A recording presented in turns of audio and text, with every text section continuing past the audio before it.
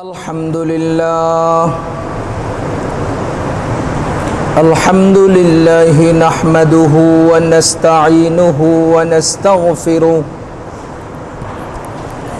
ونؤمن به ونتوكل عليه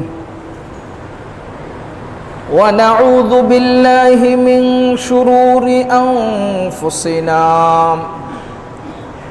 ومن سيئات أعمالنا من يهده الله فلا مضل له ومن يضلله فلا هادي له ونشهد أن لا إله إلا الله وحده لا شريك له ونشهد أن سيدنا ونبينا وحبيبنا وحبيب ربنا ومولانا محمدا عبده ورسوله صلى الله تعالى عليه وعلى آله وأصحابه وبارك وسلم تسليما كثيرا كثيرا أما بعد فقد قال الله تبارك وتعالى في كلامه المجيد والفرقان الحميد بسم الله الرحمن الرحيم إنا أعطيناك الكوثر فصل لربك وانحر إن شانئك هو الأبتر وقال تعالى لن ينال الله لحومها ولا دماؤها ولكن يناله التقوى منكم وقال رسول الله صلى الله عليه وسلم من كان له سعة ولم يضحي فلا يقربن مصلانا صدق الله العلي العظيم وصدق رسوله النبي الكريم ونحن على ذلك من الشاهدين والشاكرين والحمد لله رب العالمين আলহামদুলিল্লাহ সবাই বলবো আলহামদুলিল্লাহ। আল্লাহ রাব্বুল আলামিনের অশেষ মেহেরবানি যে আল্লাহ তাআলা আমাদেরকে জুমার নামাজ আদায়ের জন্য মসজিদে আসার জামায়াত হওয়ার তৌফিক দিয়েছেন। জুমা পূর্ববর্তী মুহূর্তে কিছু দ্বীনি আলোচনা শোনার জন্য কবুল করেছেন, শুকরিয়া আদায় করব আলহামদুলিল্লাহ। সম্মানিত মুসল্লিয়ানে কেরাম, আগামী কয়েকদিন পরে কোরবানির ঈদ, এজন্য আজকে আমার আলোচনার বিষয় কোরবানি। আজকের আলোচনার বিষয় উদহিয়া, কোরবানি সংক্রান্ত আলোচনা। এটা বছরে একবার আসে। আমরা যেহেতু সাধারণত সবসময় এই বিষয় নিয়ে চর্চা হয় না, এজন্য ওই আলোচনা বা ওই ইবাদত যখন আসে তার পূর্ববর্তী আলোচনাগুলোতে ওই প্রসঙ্গে কথা বলাই বেশি জরুরি। এজন্য আজকের আলোচনার বিষয় হলো কোরবানি। আমার কোরবানি সংক্রান্ত আলোচনায় কয়েকটা পয়েন্ট, গুরুত্বপূর্ণ কয়েকটা বিষয় নিয়ে কথা বলবো। এর মধ্যে 1 নাম্বার কোরবানি কি, 2 নাম্বার কোরবানির উদ্দেশ্য কি, 3 নাম্বার কোরবানি কখন কারা করবেন, 4 নাম্বার কোরবানির সাথে আকিকার হুকুম, 5 নাম্বার কোরবানি না করলে তার ক্ষতি কি, না করার কোনো ওয়াইদ আছে কিনা, কোনো ধমকি আছে কিনা।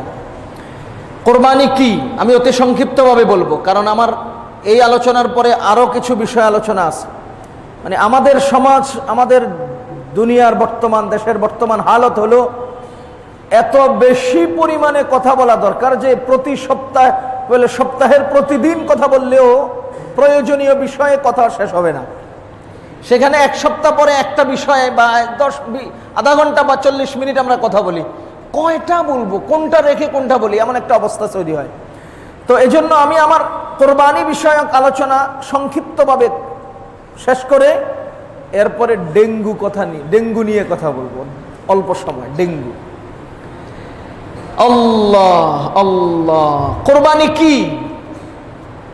ঠিক এই প্রশ্নটা সাহাবী রাসূল নবীজিকে জিজ্ঞেস করেছেন, ইয়া রাসূলুল্লাহ মাল উযহিয়া, কোরবানি কি জিনিস? আমাদের নবীজি উত্তর বলেছেন, সুন্নাত আবিকুম ইব্রাহিম, কোরবানি তোমাদের বাবা ইব্রাহিম আলাইহিস সালাতু ওয়াস সালামের সুন্নাত। কোরবানি কার সুন্নাত? ইব্রাহিম আলাইহিস সালাতু ওয়াস সালামের সুন্নাত। সুন্নাত কয়েকটি অর্থে ব্যবহৃত হয়। এক নাম্বার সুন্নাত হলো আদর্শ, দুই নাম্বার সুন্নাত হলো শরীয়তের বিধানের একটি স্তর। বুঝেন, সুন্নাত হলো আদর্শ, আমাদের নবীজির আদর্শ সব সুন্নাত। আবার শরীয়তের বিধানে একটা স্তর আছে সুন্নাত। বলেন তো, জোহরের নামাজে কয় রাকাত ফরজ? আগে কয় রাকাত সুন্নাত, পরে কয় রাকাত সুন্নাত? বিতরের নামাজ ওয়াজিব, বিতরের নামাজ। তাহলে ফজরে ফরজ নামাজ ফরজ, বিতির নামাজ ওয়াজিব, আর আগে পরে সুন্নত। তো বুঝা গেল যে শরীয়তের বিধানের মধ্যে একটা স্তর আছে, যে স্তরকে বলা হয় ফরজ, আরেক স্তর আছে যাকে বলা হয় ওয়াজিব, আরেক স্তর আছে যাকে বলা হয় সুন্নত, আরেক স্তর আছে যাকে বলা হয় মুস্তাহাব, আরেক স্তর আছে যাকে বলা হয় মুস্তাহসান। তার অর্থ হলো শরীয়তের বিধানগুলোর একটা স্তরের নাম হলো সুন্নত। আরেকটা হলো আদর্শ, আমাদের নবীজির আদর্শ। বলেন, নবীজির আদর্শে ফরজগুলো আছে না নাই? সুন্নতগুলো, ওয়াজিবগুলো, মুস্তাহাবগুলো, মুস্তাহসানগুলো। তো নবীজির আদর্শগত সুন্নত যদি বলেন, তো ফরজগুলোও সুন্নত, ওয়াজিবগুলোও সুন্নত, সুন্নতগুলোও সুন্নত, মুস্তাহাবগুলোও সুন্নত, মুস্তাহসানগুলোও সুন্নত। কেন? এজন্য যে এটা নবীজির আদর্শ। আমার কথা কি আপনারা বুঝতেছেন? সুন্নত এক অর্থ হলো নবীজির আদর্শকে সুন্নত বলা হয়, আরেক অর্থে সুন্নত বলা হয় শরীয়তের বিধানের একটি স্তরকে। এখন প্রশ্ন হলো, আদর্শগত সুন্নত যদি কোনো ব্যক্তি পূর্ণভাবে অবলম্বন করে, তো সেই ব্যক্তি নবীজির পূর্ণ আদর্শ মতো চললো। আর যদি কোনো ব্যক্তি ফরজ গ্রহণ করলো কিন্তু সুন্নত নামাজ ছেড়ে দিল, কোনো ব্যক্তি নামাজের সুন্নত ছেড়ে দিল, ফরজ দখল করলো, এই ব্যক্তির নামাজকে কোনো পাগলেও নামাজ বলবে না। ফরজকে সুন্নত দিয়ে যদি আপনারা না সাজান, তাহলে সেই ফরজ কোনো অবস্থাতেই ইবাদত হবে না, ইবাদত হবে না। যেমন একটা বিল্ডিং তৈরি করার সময় আমরা ভিত্তি স্থাপন করি, পিলার তৈরি করেছি, তারপরে সবগুলো ছাদ হয়ে গেছে, পুরো বিল্ডিংটা উঠে গেছে। হ্যাঁ, পুরো বিল্ডিংটা উঠে গেছে। বলেন, বাউন্ডারি না করলে বিল্ডিং পূর্ণ হবে? হবে না। বাউন্ডারি করেছি, এরপরে এটাকে প্লাস্টার করা লাগবে, ভিতরে টাইলস করা লাগবে, এরপরেও পূর্ণ হবে না। কারেন্টের ওয়ারিং দেওয়া লাগবে, পানির লাইন দেওয়া লাগবে, ময়লা আবর্জনা নিষ্কাশনের সে ব্যবস্থা দেওয়া লাগবে। সবগুলো ব্যবস্থা হলে পরে পুরো বিল্ডিংটা সুন্দর হয়। ঠিক তেমনি ভাবে আমাদের ফরজগুলো হলো ওইরকম ভিত্তির মতো, আর চতুর্দিকের টাইলস এবং অন্যান্য কর্মগুলো হলো সুন্নত। সমস্ত সুন্নত দিয়ে ভিত্তিকে সাজাইলে তখন সেটা সুন্দর হয়। আরো সংক্ষিপ্ত ভাবে বুঝার জন্য, গরুর গোশত খুব স্বাদের তরকারি। শুধু গরুর গোশত সিদ্ধ করলে স্বাদ লাগে না, এর সাথে অনেক কিছু দিতে হয়, লবণ, মরিচ, লং, এলাচ, তারপরে আদা, রসুন, পেঁয়াজ ইত্যাদি ইত্যাদি দিলে পরে সেই গরুর গোশত থেকে ঘ্রাণও আসে, স্বাদও লাগে। ঠিক ফরজগুলো হলো গরুর গোশতের মানজালায়। এটা না হলে শুধু মশলা দিলে স্বাদ হয় না, আবার শুধু এটাকে সিদ্ধ করলেও স্বাদ হয় না। ফরজগুলো হলো গরুর গোশত, সুন্নতগুলো হলো মশলা। যদি কোনো ব্যক্তি ফরজের সাথে সুন্নতের অ্যাটাচড না করে, তাহলে ওই ব্যক্তির ইবাদত হবে না, স্বাদ হবে না, ঘ্রাণ হবে না, মজা হবে না, জীবন সুন্দর হবে না। উদাহরণ, নামাজের মধ্যে তাকবীরে তাহরিমা বলা ফরজ। আপনি তাকবীরে তাহরিমা বললেন, হাত উঠানো সুন্নত, উঠাইলেন না, কেন সুন্নত? হাত বাঁধা সুন্নত, বাঁধলেন না, কেন সুন্নত? আউযুবিল্লাহ সানা পড়া সুন্নত পড়লেন না, আউযুবিল্লাহ পড়া সুন্নত পড়লেন না, বিসমিল্লাহ পড়া সুন্নত পড়লেন না, সূরা ফাতিহা ওয়াজিব পড়লাম, আরেকটা সূরা মিলানো ওয়াজিব পড়লাম, রুকুতে যাওয়ার সময় কি বলেন আল্লাহু আকবার বলা সুন্নত বললেন না, শুধু রুকুতে গেলেন, সুবহান রাব্বিয়াল আযীম পড়া সুন্নত পড়লেন না, ওঠার সময় সামি আল্লাহু লিমান হামিদা বলা সুন্নত বললেন না, রব্বানা লাকাল হামদু বলা সুন্নত বললেন না, আল্লাহু আকবার বলে সিজদা দেওয়া সুন্নত বললেন না। কোন পাগলে আপনারা নামাজি কইব? কথা বুঝাইতে পারি নাই। এক বেটা সোজা হইয়া খারাইছে, আল্লাহু আকবার আলহামদুলিল্লাহ রাব্বিল আলামিন, নামাজি কইব কে? আরে আল্লাহর বান্দা এই নামাজের আল্লাহু আকবারের তাকবীরে তাহরিমাকে হাত উঠানোর দ্বারা সাজাতে হবে, কিরাতের মাসআলাকে হাত বাঁধার দ্বারা সাজাতে হবে, নিরিবিলি দাঁড়িয়ে কিবলামুখী হয়ে চুপচাপ দাঁড়িয়ে কিরাত পড়তে হবে। এরকম সুন্নতের সমস্ত আমলগুলোকে ফরজের মধ্যে বেষ্টন করলে তখন গিয়ে ওই ফরজ সুন্নতের দুটোটার সমন্বয়ে আমাদের জন্য ইবাদত হবে, নচেৎ সেটা ইবাদত হবে না। তা আমাদের নবীজি বলেছেন সুন্নাতা আবিকুম ইব্রাহিম, এটা তোমাদের বাবা ইব্রাহিমের সুন্নত। এখানে সুন্নত মানি শরীয়তের বিধান সুন্নত নয়, এখানে সুন্নত মানি আদর্শ, মানি কুরবানি হলো তোমাদের বাবা ইব্রাহিম আলাইহিস সালাতু ওয়াস সালামের আদর্শ। এখন প্রশ্ন হলো শরীয়তে এটার বিধান কি? নবীজি বলেছেন ইব্রাহিম আলাইহিস সালামের সুন্নত, এখন শরীয়তে তার বিধান কি? সমস্ত ফুকাহায়ে কেরাম, উলামায়ে কেরাম, সমস্ত হাদিস আর ফিকহের কিতাব থেকে স্পষ্ট কুরবানি করা ওয়াজিব। কুরবানি ইব্রাহিম আলাইহিস সালামের আদর্শ, কিন্তু আমাদের শরীয়তে হুকুম এটা কি সুন্নত না ওয়াজিব? তাহলে ওখানে সুন্নত মানি, সুন্নত মানি শরীয়তের বিধানের স্তর নয়, সুন্নত মানি আদর্শ, আর আমাদের শরীয়তের বিধানের স্তরে কুরবানি ওয়াজিব। এখন আমাদের নবীজি যদি বলতেন যে এটা শরীয়তে গুরুত্বপূর্ণ একটা ইবাদত, অথবা যদি বলতেন এটা ওয়াজিব ইবাদত, নবীজি ইব্রাহিম আলাইহিস সালামের দিকে ফেরত দিলেন কেন? এটা কি নবীজির সুন্নত নয়? এটা কি ইব্রাহিম আলাইহিস সালামের সুন্নত নবীজির সুন্নত নয়? নবীজির সুন্নত নয়? অবশ্যই। তাহলে নবীজি ইব্রাহিম আলাইহিস সালামের বললেন কেন? বলার অর্থ হলো আমি হলাম ছেলে, আমার বাবা বড় আলেম ছিলেন, আমার দাদা বড় বুজুর্গ ছিলেন। এখন দাদা একটা বড় অর্থবহ নসিহত করেছেন, অনেক দামি একটা কথা বলেছেন, ওই দাদার কথাটা আব্বা আবার আমাকে বলেছেন, আমি আবার আপনাদেরকে বলছি। এখন আপনারা বলেন তো এখানে বুদ্ধিমত্তার পরিচয় কি হবে? আমার এই কথাটা কি আমার বলে চালিয়ে দেওয়া না দাদার বলা? কথাটা আমার না, কথাটা কিন্তু এখন আপনাদের সামনে বলার মতো লোক আমি, এই জন্য কি আমি আমার বলে চালিয়ে দেব না দাদার বলা উচিত? যে আমার দাদা এমনটা বলতেন, আমার আব্বা এমনটা বলতেন, আমিও এমনটা বলছি। তার অর্থ এই নয় যে এটা দাদার কথা, এটা আমারও কথা, কিন্তু আমার কথা আমি বললে এটা শক্তি কম হবে, দাদাই বলেছেন এ কথা বললে এটা শক্তি বেশি হবে। নবীজি যদি বলতেন এটা আমার সুন্নত তাহলে শক্তি কম হতো। আমাদের নবীজি বাবার কথা বলে দিয়েছেন সুন্নাত আবিকুম ইব্রাহিম, এটা ইব্রাহিম আলাইহিস সালাতু ওয়াস সালামের সুন্নত, তো ওনার সুন্নত তো বুঝে রেখো আমারও সুন্নত। কুরবানি কি? কুরবানি শরীয়তের একটা গুরুত্বপূর্ণ ওয়াজিব বিধান। কুরবানি ইব্রাহিম আলাইহিস সালাতু ওয়াস সালামের সুন্নত বা তরিকা বা আদর্শ। কুরবানির উদ্দেশ্য কি? কুরবানির উদ্দেশ্য হলো আল্লাহর সন্তুষ্টি অর্জন। বলেন তো কুরবানির উদ্দেশ্য কি? একমাত্র কুরবানির উদ্দেশ্য কি? একমাত্র আল্লাহর সন্তুষ্টি অর্জন। লান ইয়ানালাল্লাহা লুহুমুহা ওয়ালা দিমাউহা ওয়ালাকিন ইয়ানালুহুত তাকওয়া মিনকুম। আমাদের আল্লাহ তাআলা বলেন তোমরা কুরবানিতে জন্তু জবাই করো, রক্ত আমার কাছে আসে না।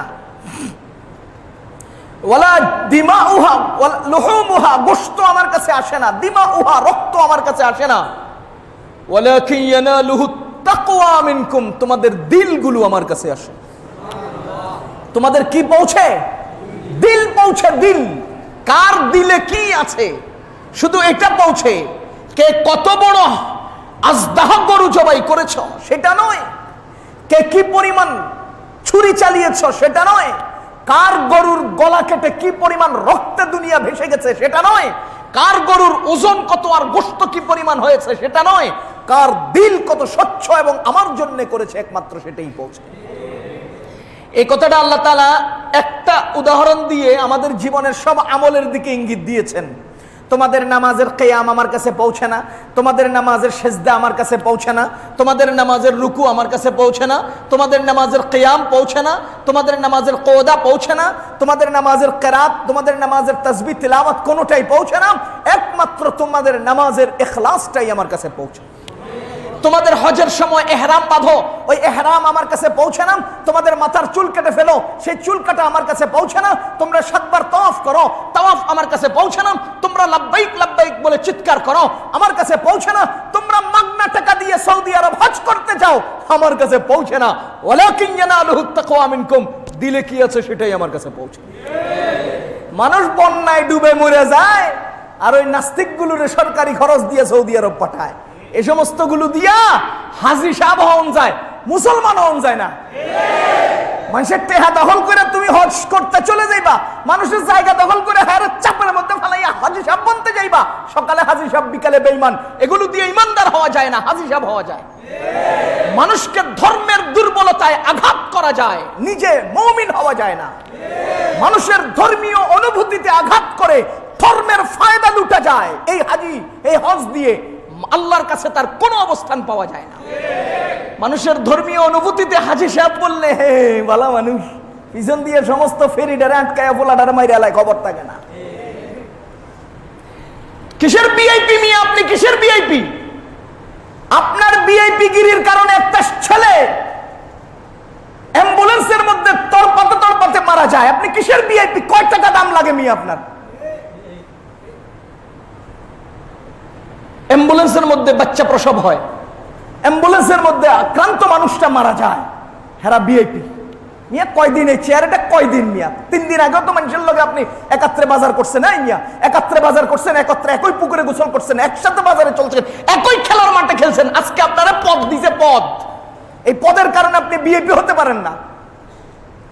মানুষকে কুণ্ঠাসা করে নিজের ফায়দা লুটবেন, চলবে না। আল্লাহর ওয়াস্তে হাত জোড় করে বলছি, এই সমস্ত ভিআইপি গিরি দেখাবেন না। আচ্ছা, বাসের মধ্যে আমি আপনাকে ইনসাফের বিচার করতে বলি। বাসের মধ্যে এভাবে টান দিলে সিট পিছনের দিকে হেলে যায়, আপনি শুইতে পারেন। ঘটনার চক্রে এই সিস্টেমটা এমন হয়েছে যে পিছনে হেলাইতে গেলে ওই বেটার হাঁটুতে ব্যথা পাওয়া যায়। আমি এটার নামাইতে গেছি, কোম্পানি সিস্টেম করছে এতটুকুন, তারা সচেতনতার সাথে সিস্টেম করে নাই। এটা নামাইছি যে পিছনের লোকটার হাঁটুতে ব্যথা পাওয়া যায়। তো ওই লোকে বলতেছে ভাই আমি হাঁটুতে ব্যথা পাচ্ছি। আপনি হাঁটুতে ব্যথা পেলে আমার কি, কোম্পানি তো আমার সুযোগ দিছে। আরে মিয়া, তুমি তোমার সব ফায়দা নেওয়ার জন্য ওই বেটারে পিষ্ট করবা? তোমার সব ফায়দা লুটার জন্য পিছনের লোকটাকে পিষ্ট করবা, আঘাত করবা? এটা দ্বারা বেশি দিন টিকা যাবে না ভাই, বেশি দিন টিকা যাবে না। আমি বারবার আপনাদেরকে অনুরোধ করি, আমার এই মিম্বর থেকে বারবার আপনাদের অনুভূতিতে আমি এতটুকু অন্তত পৌঁছাতে চেষ্টা করি, নিজে জালিম হবেন না, কাউকে মাজলুম বানাবেন না। নিজে জালিম হবেন না, কাউকে মাজলুম বানাবেন না। আপনার মন্ত্রিত্বের চেয়ারে বসা অবস্থায় আপনার গাড়ি চলতে থাকবে, ড্রাইভার তার বেল্ট খুলে নেমে যাবে, আপনি বেল্ট খুলতে পারবেন না, পানিতে ডুবে মরে যাবেন। এরকম ইতিহাস বাংলাদেশের জমিনে আছে। ড্রাইভার তার বেল্ট খুলে ফেলছে, জলদি নাইমে গেছে লাফ দিয়ে, আপনি কই বেল্ট কোন দিক খুঁজতে খুঁজতে পানিতে ডুবে শেষ। ভিআইপি গিরি দেখাইয়েন না মানুষের সাথে, আল্লাহর ওয়াস্তে। এটা পদ, এটা সেবার জন্য দেওয়া হয়েছে, মানুষকে পিষ্ট করার জন্য নয়, জুলুম করার জন্য নয়। মুসলমান, আমি এটুকুন কথা ভিতর থেকে জ্বলতেছে এই জন্য বলছি। ছেলেটা তিতাস নাম তার, হিন্দু সে, আমাদের কোনো কথা নাই। আসমান আর জমিনের চেয়েও দামি একজন মানুষ। আল্লাহ আমাদেরকে সহি বুঝদান করো। তো ভাই, হজ করলেই হাজি হওয়া যায় না। আল্লাহ তাআলার কাছে হজ পৌঁছে না, মানুষের দিল পৌঁছে। নামাজ পৌঁছে না, মানুষের দিল পৌঁছে। কুরবানি পৌঁছে না, মানুষের দিল পৌঁছে। ওয়ালাকিন ইয়ানালুহুত তাকওয়া মিনকুম, বলার উদ্দেশ্য হলো কুরবানির মূল উদ্দেশ্য মানুষের তাকওয়া, তাকওয়া, তাকওয়া, ইখলাস, ইখলাস। সাবধান মুসলমান, আজকে আমরা মনে করি আমি যদি কোরবানি না করি আমার ছেলে মেয়েগুলো যাবে কোথায়, আমি যদি কোরবানি না করি সমাজের মধ্যে মুখ দেখাবো কিভাবে, আমি যদি কোরবানি না করি তো আমার মানুষ কি বলবে, আমি যদি 20,000 টাকার কোরবানি করি আরেকজন যদি 80,000 টাকার কোরবানি করে তো তার সাথে তো আমার হবে সমতা বজায় থাকবে না। সুতরাং সে 80 করলে আমি 81 করবো, সে 82 করলে আমি 84 করবো, এরকম ধাক্কা ধাক্কির কোরবানি করবেন না। এগুলোর মধ্যে ইখলাস পাওয়া যায় না, এগুলোর মধ্যে স্বার্থ পাওয়া যায়, গুস্ত পাওয়া যায়, দুনিয়ার কোনো স্বার্থে নয়, একমাত্র আল্লাহর জন্য কোরবানি হবে। কোরবানির উদ্দেশ্য কি? আল্লাহর রেজামন্দি। কোরবানির উদ্দেশ্য কি? আল্লাহর রেজামন্দি। আল্লাহ বলেছেন কোরবানি করতে, আল্লাহ বলেছেন কোরবানি করতে, ফাসাল্লি লিরাব্বিকা ওয়ানহার, তুমি আল্লাহর জন্য নামাজ পড়ো, তুমি তোমার রবের জন্য কোরবানি করো। ওয়ানহার, নাহরুন শব্দ এখানে আসছে, আমি এখানে একটা সংক্ষিপ্ত ব্যাখ্যা বলি। নাহার, নুন হা র, নাহার আমরা বলে থাকি জবাহ, দাল বা হা যাবহুন, আর একটা হলো নাহরুন। নাহরুন আর যাবহুন দুটোটার অর্থ হলো কোরবানি করো, কোরবানি করো। নাহার আর যাবাহের মধ্যে বেশ কম আছে। যে সব প্রাণীগুলোকে মাটিতে শুইয়ে গলা কাটা যায় সেই সব প্রাণীর মাটিতে শুইয়ে গলা কাটার নাম হলো জবাহ, দাল বা হা যাবহ। আর যে সব প্রাণীকে মাটিতে শুইয়ে গলা কাটানো যায় না, দাঁড়িয়ে থেকে কাটতে হয়, সেই সব প্রাণীকে দাঁড়ানো অবস্থায় গলা কাটার নাম হলো নাহার। নাহার, আল্লাহ তাআলা বলেন ওয়ানহার, তোমরা কোরবানি করো মানে নহর করো। তো জবাহ আর নহর এই দুটার মধ্যে পার্থক্যটা বুঝছেন নি? যেই প্রাণীকে মাটিতে শুইয়ে গলা কাটা যায় সেটার নাম হলো জবাহ, আর যেই প্রাণী দাঁড়ানো অবস্থায় গলা কাটতে হয় সেটার নাম হলো নাহার। যেমন আমাদের দেশে গরু, ছাগল, ভেড়া, দুম্বা, এরপরে মহিষ ইত্যাদি ইত্যাদি প্রাণীগুলোকে পা বেঁধে মাটিতে শুইয়ে এরপরে আমরা জবাই করি, এটার নাম হয় জবাহ। আর আরব দেশে ওরা উট জবাই করে, উট উট উট কোরবানি করে।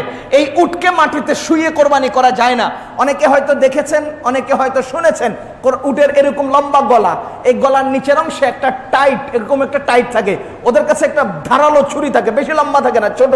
এরা কি করে, এই উট দাঁড়ানো অবস্থায় গলার নিচের অংশ থেকে এইভাবে একটা পোঁচ দেয়, এরকম একটা পোঁচ দেয়, আর এই পোঁচের সাথেই তার গলাটা কেটে যায়। সে আস্তে আস্তে রক্ত শূন্য হয়ে বসে পড়ে, ধীর গতিতে সে মাটিতে লুটে পড়ে, এরপরে চামড়া ছিলে তার গোশতকে মানুষ ব্যবহার করে।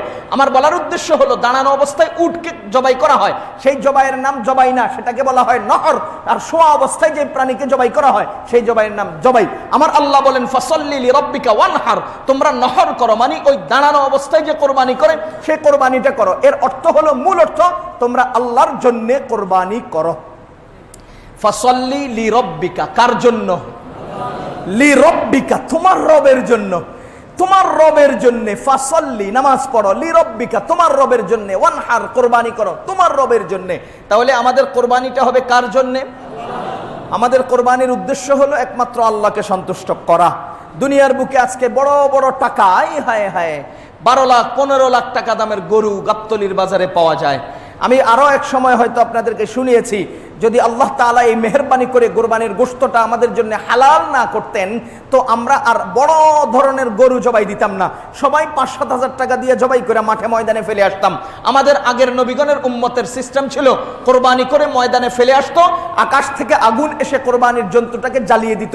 যার জন্তু জ্বলতো সেটা কবুল, যারটা জ্বলতো না সেটা কবুল না। আমি আপনাদেরকে বলতে চাই, যদি কোনো আব্দুল্লাহ সাহেব মস্ত বড় 2.25 লাখ টাকা দিয়া একটা গরু কোরবানি করে ময়দানে ফেলে আসে, রিক্সাওয়ালায় মাত্র 6,000 টাকা দিয়া একটা ছাগল জবাই করলো, ময়দানে ফেলে আসলো, এইভাবে 5,000, 7,000, 10,000, 20,000, 50,000, 1 লাখ, 1.5 লাখ, 2 লাখ, 2.5 লাখ পর্যন্ত এভাবে গরু এক একটা এক এক স্তরের স্তূপের এরকম পড়ে আছে ময়দানে, সবাই তামাশা দেখতে যাচ্ছে। যে কোরবানি করে নাই সেও দেখবে, যে কোরবানি করেছে সেও দেখবে। আর আমরা যেই পরিমাণ হুজুগে বাঙালি, আমরা তো ঘরে বাড়িতে সব মাঠে চলে যাব। আমরা কি পরিমাণ হুজুগে বাঙালি, উদাহরণ দেব। মিরপুর 10 নম্বরে আসরের পর একদিন যাবেন, যাইয়া ওয়াক থো করে কদ্দুর থুতু ফেলবেন, এরপরে লম্বা একটা লাঠি নিবেন, নিয়ে লাঠি দিয়ে থুতুটারে নাড়বেন, আর খালি এমনি এমনি ভালো করে তাকায় দেখবেন। তো আরেকজনে আইয়া দেখবো কিরে এটা, আরেকজনে আইয়া দেখবো কিরে এটা, আরেকজনে আইয়া দেখবো কিরে এটা। এরপরে দেখবেন ভিড় জমে গেছে, বাসওয়ালায় বাস থুয়া, রিক্সাওয়ালা রিক্সা থুয়া, দোকানদার দোকান থুয়া, সবাই খালি একটা একটার ঘাড়ের উপর দিয়ে এমন এমন করবো কিরে এটা, ওয়াক থো। আমরা বাঙালি, আমরা হুজুগি, আমাদেরকে যেদিক ছুটায় আমরা সেদিক ছুটি। তো যদি কোরবানি এরকম জবাই দেয় আর সব মানুষ তামাশা দেখতে যায়, আপনারা বলেন তো এই এলাকার কোনো মানুষ কি আর ঘরে পাওয়া যাবো?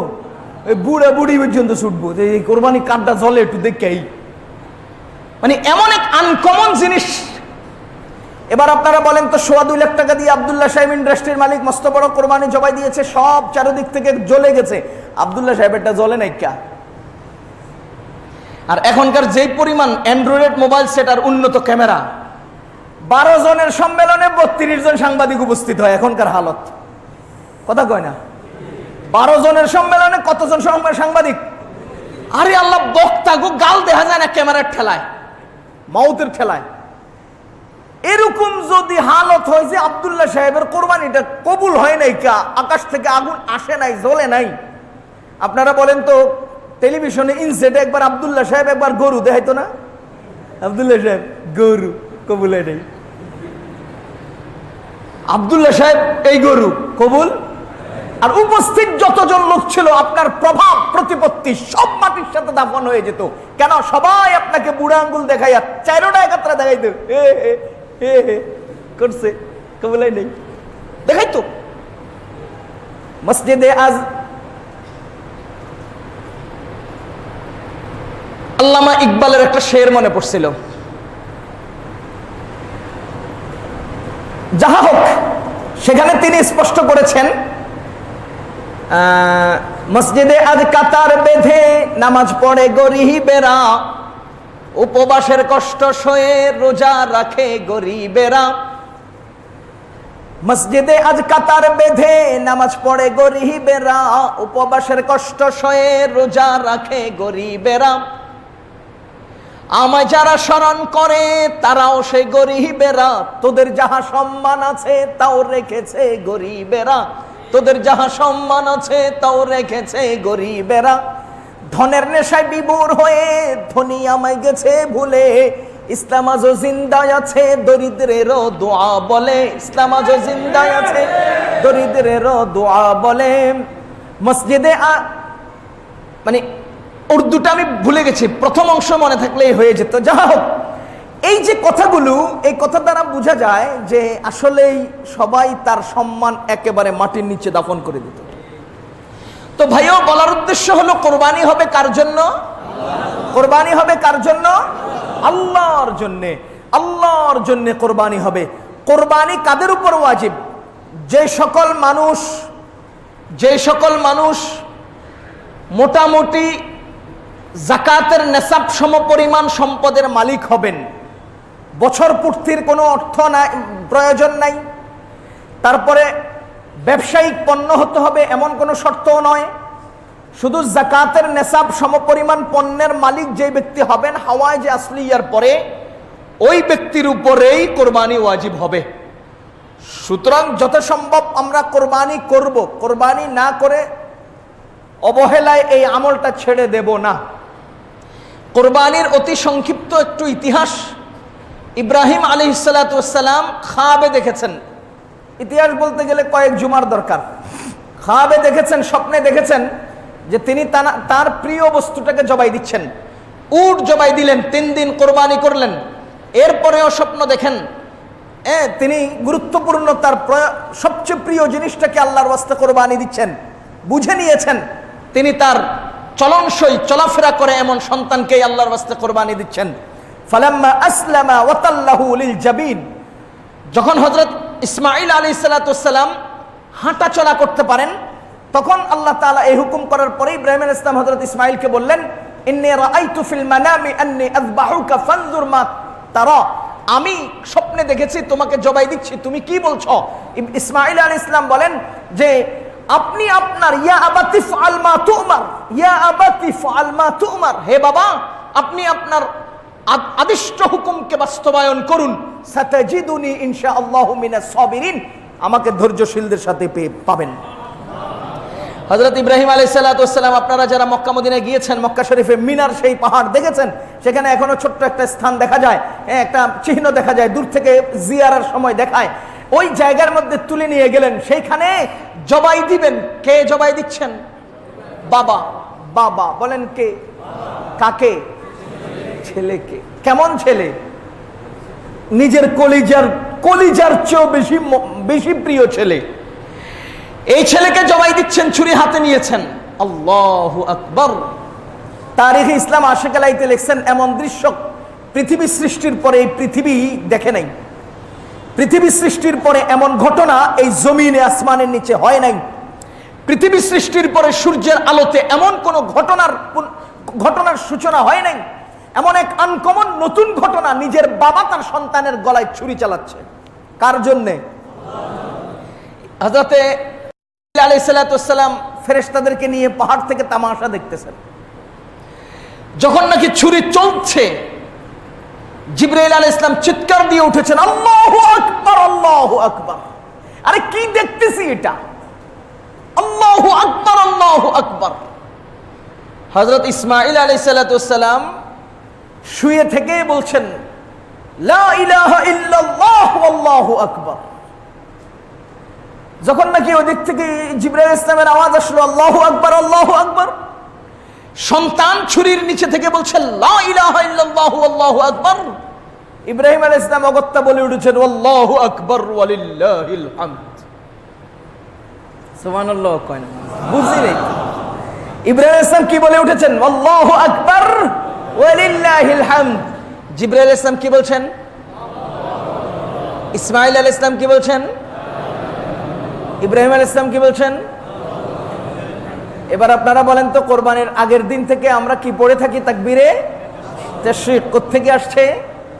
এই তিনজনের ঘটনার পরিপ্রেক্ষিতে তাকবীরে তাশরিক তৈরি হয়েছে। আল্লাহু আকবার, আল্লাহু আকবার, লা ইলাহা ইল্লাল্লাহু আল্লাহু আকবার, আল্লাহু আকবার ওয়ালিল্লাহিল হামদ।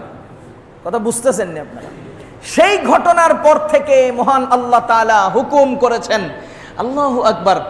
ইব্রাহিম আলাইহিস সালামের কাছে হুকুম আসছে, ইয়া ইব্রাহিম, হে ইব্রাহিম, কাদ সাদ্দাকতা রুয়া, তুমি তোমার স্বপ্নকে বাস্তবায়ন করেছো। সুতরাং আমার দেখার বিষয় কর্ম সমাধান নয়, আমার দেখার বিষয় বান্দা কর্মের দিকে কতটুকু অগ্রসর হয়। কথা বলেন, এই ঘটনা থেকে কি বুঝা গেল? কর্ম সম্পাদন বান্দার কাজ না কর্মের প্রতি অগ্রসর হওয়া বান্দার কাজ? কর্ম সম্পাদন করা বান্দার কাজ না অগ্রসর হওয়া? যদি কর্ম সম্পাদন বান্দার কাজ হতো তো ইব্রাহিম আলাইহিস সালামের হাতের ছুরি ইসমাঈল আলাইহিস সালামের গলা কাটলো না। এরপরেও আল্লাহ তাআলা আয়াত নাজিল করে বলেন, কাদ সাদ্দাকতার রুইয়া, তুমি তোমার স্বপ্নকে বাস্তবায়ন করেছো, সত্যই প্রমাণিত করেছো। তাহলে কাজ না হতে কিভাবে প্রমাণিত হয়? বুঝা গেল আল্লাহ তাআলার কাছে কর্মপূর্ণ হওয়া উদ্দেশ্য নয়, কর্মের দিকে মানুষ কতটুকু ধাবিত হয় সেটাই উদ্দেশ্য। ইব্রাহিম আলাইহিস সালামকে আল্লাহ কি পরিমাণ মহব্বত করতেন। উনি যেই জায়গায় দাঁড়াইয়া কাবা শরীফ নির্মাণ করছেন, আল্লাহ কয়, ওয়াত্তাখাযু মিন মাকামি ইব্রাহিম মুসাল্লা, সেখানে তোমরা সারা জীবন 2 রাকাত নামাজ পড়ো। তিনি যেই ইসমাঈল আলাইহিস সালামের পায়ের স্পর্শে যেই জমজম, সেই জমজমে আল্লাহ তাআলা কি পরিমাণ সেটার বরকত দিয়েছেন। নবীজি বলেন, যে যে নিয়তে জমজম পান করবে আল্লাহ তাকে সেই নিয়তই পূরণ করে দিবে। কতদিন পর্যন্ত জমজম চালু থাকবে? কিয়ামত পর্যন্ত। হযরত হাজেরা আলাইহিস সালাম কি পরিমাণ আল্লাহর প্রিয়, কর্মটা কি পরিমাণ আল্লাহর কাছে পছন্দ। সাফার মারওয়ায় তিনি 7 বার আইছেন গেছেন। আল্লাহকে কিয়ামত পর্যন্ত হাজী সাহেবরা চলতে থাকো, আরে চলতে থাকো। কি পরিমাণ, মানে আল্লাহ তাআলা ইব্রাহিম আলাইহিস সালামের কাজগুলোরে কি পরিমাণ মহব্বত করেছেন, ভালোবেসেছেন, পছন্দ করেছেন। ওয়াযিন ফিন নাস বিল হজ্জি ইয়াতুকা রিজালা, আল্লাহ তাআলা ইব্রাহিম আলাইহিস সালামকে কাবা নির্মাণের পরে বলতেছেন যে এলান করে দিন হজ করার জন্য, মানুষ যেন এসে হজ করে। ইব্রাহিম আলাইহিস সালামকে আল্লাহ, আমিও এলান করলে মানুষ শুনবে। আপনার কাজ মুখ থেকে কথা বের করা, আমার কাজ মানুষের কানে কানে কথা পৌঁছিয়ে দেওয়া। আল্লাহ তাআলা পৌঁছিয়ে দিয়েছেন, মাশাআল্লাহ, আলহামদুলিল্লাহ। যাহা হোক, ইব্রাহিম আলাইহিস সালামের এই ঘটনার পর থেকে মানুষ কোরবানি শুরু করে দিয়েছে, কিন্তু ওই কোরবানির জন্তুর গোশত তাদের জন্য হালাল ছিল না। আমাদের নবীজির উম্মতের জন্য কোরবানির গোশতকে আল্লাহ তাআলা হালাল করেছেন। এই জন্যই হালাল করেছেন যাতে দুনিয়াতে কোনো আব্দুল্লাহ সাহেবের মান ইজ্জত নষ্ট না হয়। আবার লগে আয়াত নাজিল করে এই কথাও সচেতন করেছেন, দেখো গোশত আর রক্ত আমার কাছে পৌঁছে না, দিল ঠিক কইরো, আমি গোশত হালাল করছি দেখে গোশতরই উদ্দেশ্য বানাইও না। উদ্দেশ্য হবে কি? আল্লাহর সন্তুষ্টি অর্জন। কোরবানি যদি না করেন তাহলে ক্ষতি কি? আমাদের নবীজি বলেন, মান কানা লাহু সাআতুন ওয়া লাম ইউদাহি ফালা ইয়াকরাবান্না মুসাল্লানা, যাদের কোরবানি করার সামর্থ্য আছে, যাদের কোরবানি করার সামর্থ্য আছে, যাদের কোরবানি করার সামর্থ্য আছে, ওয়ালাম ইউদাহি, কোরবানি করলো না, ফালা ইয়াকরাবান্না মুসাল্লানা, তারা যেন আমাদের ঈদগাহের কাছেও না আসে, তারা যেন আমাদের ঈদগাহের কাছেও না আসে। আমাদের এই মসজিদে ঈদের নামাজ হয় কিনা? ওই হাদিসটাই আপনাদেরকে শুনিয়ে রাখতেছি। আমার মসজিদের, আমার মাইকের আন্ডারে, আমার সমাজের ভিতরে যাদের সামর্থ্য আছে কোরবানি করার, করলেন না, করবেন না, আপনাদেরকে স্পষ্ট বলে দিচ্ছি, নবীজি বলছে আমাদের মসজিদের কাছে হইবেন না, দূরে থাকবেন। ফালা ইয়াকরাবান্না মুসাল্লানা, তারা যেন আমাদের মুসাল্লার কাছেও না আসে, তারা যেন আমাদের ঈদগাহের কাছেও না আসে। মুসলমান, এই জন্য কোরবানি করবো ইনশাআল্লাহ, কোরবানি করবো ইনশাআল্লাহ। কোরবানির সাথে আকিকা করা যাবে কিনা? জি, কোরবানির সাথে আকিকা করা যাবে।